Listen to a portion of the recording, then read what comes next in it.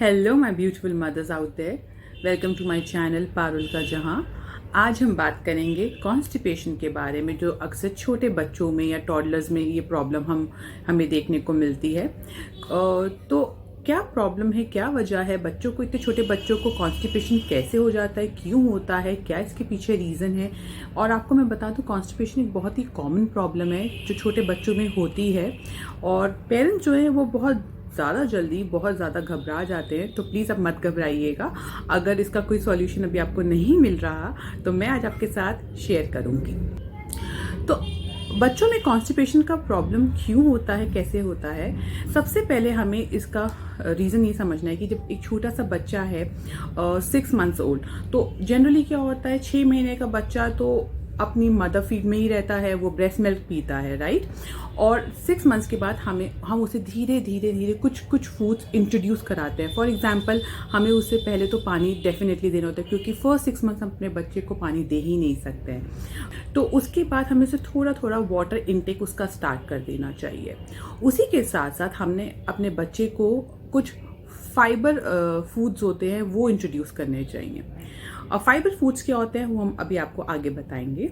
और उसी के साथ साथ हमें कुछ थोड़ी चीज़ें, फॉर एग्जांपल, हमें धीरे धीरे अपने बच्चे को दलिया और शीरा बना के दे देना चाहिए, सूजी का हलवा, तो वो फूड्स जो उसे ईजिली वो खा सकता है, बिकॉज ऑब्वियसली 6 महीने के बच्चे के अभी इतनी जल्दी टीथ नहीं आते हैं। तो ये सब चीज़ें हमें अपने बच्चे को स्लोली एंड ग्रेजुअली इंट्रोड्यूस करवा देनी चाहिए आफ्टर 6 मंथ्स। और इस बात का भी हमें एक ख्याल रखना होगा कि अब कॉन्स्टिपेशन के लिए क्या होता है कि जनरली बच्चे हमने देखे हैं कि 6 महीने के बाद थोड़ा थोड़ा बच्चे को प्रॉब्लम होती है। सब बच्चों में ये प्रॉब्लम नहीं होती है, बट कुछ बच्चों में ये प्रॉब्लम डेफिनेटली आती है, क्योंकि ये बहुत ही कॉमन है। तो बच्चों में क्या होता है कि अब हम उसे सॉलिड फूड इंट्रोड्यूस करा रहे हैं। तो सॉलिड फूड्स जब हम उन्हें इंट्रोड्यूस कराते हैं तो बच्चों में अक्सर ये प्रॉब्लम्स आती हैं। सब बच्चों का डाइजेस्टिव सिस्टम एक जैसा तो नहीं होता क्या है कि कभी कभी कुछ बच्चों को वही सॉलिड फूड्स जो होते हैं वो डाइजेस्ट नहीं होते हैं। तो उसके बाद हम क्या करते हैं, मदर्स फीड में तो रखते हैं तभी बच्चों को, वो तो ब्रेस्ट मिल्क तो हमें आफ्टर 6 मंथ भी अपने बच्चे को देना है।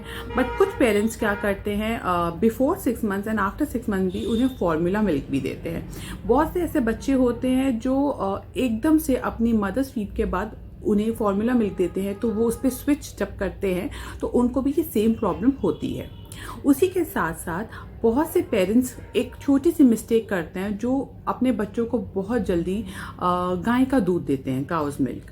तो मैं आप लोगों को एक बात छोटी सी बता दूं कि काउज मिल्क जो होता है, हमें इतनी जल्दी, एटलीस्ट हमें 1 साल का वेट करना चाहिए, इतनी जल्दी अपने बच्चे को काउ मिल्क नहीं देना चाहिए, क्योंकि काउ मिल्क जो है हमारे बच्चे को डाइजेस्ट नहीं होता। जब उसे डाइजेस्ट नहीं होता तो वो धीरे धीरे उसका जो स्टमक होता है वो टाइट होता है, और ये हमें पता भी नहीं चलता। हमें लगता है कि वो तो दूध है, मिल्क है, क्यों नहीं दे सकते। तो आपको पता है, काउ मिल्क उसके लिए अभी भी डाइजेस्ट करना इतना इजी नहीं है, इतना आसान नहीं है। जब तक कि बच्चा 1 साल का ना हो जाए, जब तक कि उसका डाइजेस्टिव सिस्टम इतना ज़्यादा ये सब चीज़ों को लेने के लिए थोड़ा सा स्ट्रॉन्ग ना हो जाए, हमें उसे काउ मिल्क बिल्कुल नहीं देना चाहिए। तो अगर सबसे पहली गलती ये कर रहे हैं कि अपने बच्चे को गाय का दूध दे रहे हैं, तो प्लीज़ आप उसे मत दीजिए। और मैं आपसे ये भी बोलूँगी कि अपने डॉक्टर से डेफिनेटली एक बार कंसल्ट कर लीजिए। आप अपने बच्चे को माँ के दूध के साथ साथ आप अपने ही बच्चे को फॉर्मूला मिल्क भी दे रहे हैं, दैट इज़ ओके। और उसी के साथ साथ हमें आफ्टर 6 मंथ्स हमें क्या क्या फूड इंट्रोड्यूस करने चाहिए। तो हमें अपने फूड में स्पेशली सबसे पहले हम अपने बच्चे को क्या इंट्रोड्यूस करते हैं, फ्रूट्स। तो फ्रूट्स में हम अपने बच्चे को क्या दे सकते हैं, एप्पल दे सकते हैं, एप्पल हो, पियर हो, पपाया हो, प्लम हो, और बनाना हो। ये सब फ्रूट्स हम उसे मैश करके या प्यूरी फॉर्म में देंगे। क्योंकि बच्चे के जब दांत ही नहीं है तो ये बच्चे को हम ऐसे तो नहीं दे सकते, हमें अपने बच्चे को इन्हीं सब फ्रूट्स को प्यूरी फॉर्म में देना है।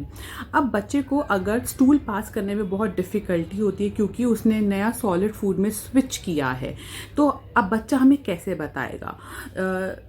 हम देखते हैं कि अक्सर बच्चे जब रोते हैं तो हमें लगता है कि अरे अभी तो बच्चे का पेट भरा है फिर भी क्यों रो रहा है।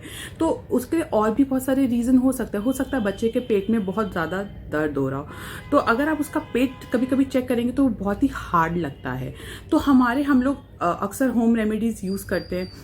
कोई अपने बच्चों के नेवल पे हींग मल देता है, कोई उसको मसाज कर देता है तेल से, जो कि बिल्कुल भी गलत नहीं है। मैं आपको बोलूँगी कि बच्चे का जो मसाज है वो एक डेली रूटीन भी होना चाहिए, क्योंकि बच्चा भी बहुत छोटा है। तो आप उसको अगर पूरी बॉडी मसाज नहीं करते तो कम से कम आप उसका जो स्टमक एरिया होता है आप उसे सर्कुलर मोशन में बिल्कुल मसाज कीजिए उसकी। उसी के साथ साथ बच्चे को अगर कॉन्स्टिपेशन में अगर पॉटी पास करने में थोड़ी भी प्रॉब्लम आ रही है, स्टूल पास करने में प्रॉब्लम आती है, तो आप अपने बच्चे को दे सकते हैं पियर बहुत बहुत सही है। आप पियर का जूस दीजिए घर पे बना के, या पियर की प्यूरी बना के दीजिए। आप अपने बच्चे को पियर दे सकते हैं, एप्पल दे सकते हैं अगेन प्यूरी फॉर्म में। आप अपने बच्चे को प्रून्स दे सकते हैं। आपके बच्चे का जो भी प्रॉब्लम है, आपके बच्चे का जो हार्ट स्टूल है अगर वो पास नहीं हो रहा, तो ये सब जो है for example pear, apple, papaya, prunes, ये सब आपके बच्चे को हेल्प करती है to pass the stool.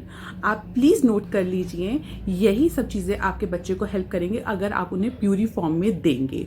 Also vegetable like broccoli आपके बच्चे को बहुत हेल्प करेगी अगर आप उसको पानी में अच्छे से बॉईल करके उसको अच्छे से उसकी प्यूरी बना के अगर बच्चे को आप उसे मिल्क में भी डाल के देंगे और उसमें थोड़ा सा सॉल्ट स्प्रिंकल करके उसको प्यूरी फॉर्म में देंगे, तो ब्रोकली भी आपके बच्चे को बहुत ज़्यादा हेल्प करेगा। उसी के साथ साथ आप अपने बच्चे को होल व्हीट ग्रेन भी दे सकते हैं लाइक ओट्स को भी आप पाउडर्ड फॉर्म में बना के उसमें मिल्क डाल के आप अपने बच्चे को दे सकते हैं। तो ये सब चीज़ें आपके बच्चे को हेल्प करेंगी, तो इस पे कोई डिफिकल्टी नहीं आएगी। बोलूँगी I am not a doctor, तो मैं आपको कोई मेडिसिन तो प्रिस्क्राइब नहीं करूँगी, तो मैं आपको ये सब होम रेमेडीज़ बताऊँगी, क्योंकि ये प्रॉब्लम इतनी ज़्यादा कॉमन है, बच्चों में रहती है। तो अगर ये सब चीज़ें इन होम रेमेडी से ही सॉल्व हो जाती है तो हमें नहीं लगता कि हमें डॉक्टर के पास जाना चाहिए। लेकिन फिर भी अगर ये प्रॉब्लम आपकी इन होम रेमेडी से भी सॉल्व नहीं होती, फॉर एग्जाम्पल बच्चे को अब मोर देन अ वीक हो गया है, उसको स्टमक में पेन हो रहा है, उसकी मसल्स बहुत टाइट हो रही हैं, एब्डोमिनल मसल्स बहुत टाइट हो रही हैं, या फिर उसको ब्लड पास हो रहा है उसके स्टूल में, तो मैं आपको प्लीज़ सजेस्ट करूंगी जब इस केस में आप प्लीज़ और कोई होम रेमेडी ना कीजिए। उसके बाद आप डेफिनेटली अपने डॉक्टर को, अपने बच्चे के जो पीडियाट्रिक्स होते हैं उनको दिखाइए। आफ्टर ऑल ये है तो पीडियाट्रिक्स का ही काम है, हम अपने तरफ से जितना कर सकते हैं हम करते हैं। लेकिन मैं आपको इस बात की वैसे गारंटी दे दूं कि डॉक्टर तक जाने की नौबत बहुत कम आएगी, क्योंकि ये सारी होम रेमेडीज़, ये सब देसी नुस्खे काम करते हैं और इसी से बच्चों को इतना ज़्यादा रिलीफ मिल जाता है कि डॉक्टर तक जाने की बात आती ही नहीं है। क्योंकि मेरी डॉटर को भी अक्सर ये प्रॉब्लम रहती थी और अभी भी कभी कभी होती है, तो मैं इतनी जल्दी डॉक्टर को कंसल्ट नहीं करती हूँ। मैं ये सब उसको देती हूँ, उसे मैं एप्पल जूस भी दे देती हूँ और मैं उसे प्यूरी फॉर्म में दे देती हूँ फ्रूट्स। और अब तो क्योंकि उसके टीथ हैं तो वो खुद थोड़ा थोड़ा से उसके छोटे छोटे चंक्स दे देती हूँ मैं फ्रूट्स के, तो वो अपने से खा लेती है और उसको बहुत हेल्प मिलती है और उसको अब वो ईजिली स्टूल पास करने में उसको कोई प्रॉब्लम नहीं होती है। तो ये सब प्रॉब्लम्स बच्चों में अक्सर आती हैं, क्योंकि और हमें अपने बच्चे के फूड में ज़्यादा से ज़्यादा फाइबर कंटेंट डालना चाहिए। ऑल्सो अपने बच्चे को हमें हाइड्रेट रखना चाहिए। हाइड्रेशन के लिए मैं आपको बताऊंगी कि बच्चे को कितना पानी कैसे देना है। जब हम 6 मंथ्स के बाद अपने बच्चे को पानी देते हैं, पानी धीरे धीरे देते हैं, तो हमें इतना ज़्यादा भी नहीं देना, कम भी नहीं देना। हमें अपने बच्चे को कम से कम पूरे दिन में 50 ml टू 100 ml के बीच में पानी थोड़ा थोड़ा करके देना चाहिए।